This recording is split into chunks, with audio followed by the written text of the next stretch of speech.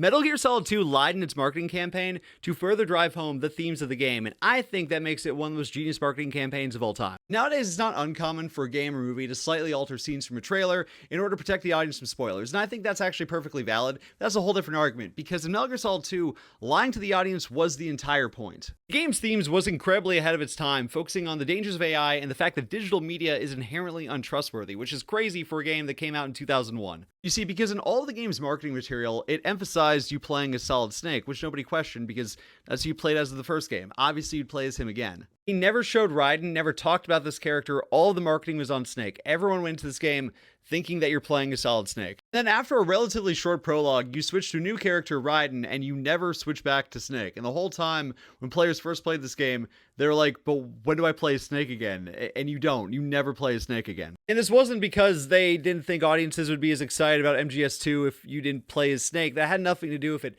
The point was to lie to the player. You, as a consumer, were supposed to feel betrayed by the digital marketing that you saw because it tied into the themes of the game about digital media being inherently untrustworthy. The character is lied to in the game. The players are lied to in the game. You are supposed to feel what Raiden is feeling, and I think that whole thing was genius. Were players mad in the moment? Yes, but years later, I think what Metal Gear Solid 2 is left with is the legacy of being one of the most thematically committed games I've ever played. Nowadays, everybody knows that you play as Raiden, so it doesn't have the exact same impact, but I think if you know the history of it, it does make the themes resonate even harder when you play it. But what are your thoughts about Metal Gear Solid 2? Let me know in the comments. If you haven't already, give me a follow.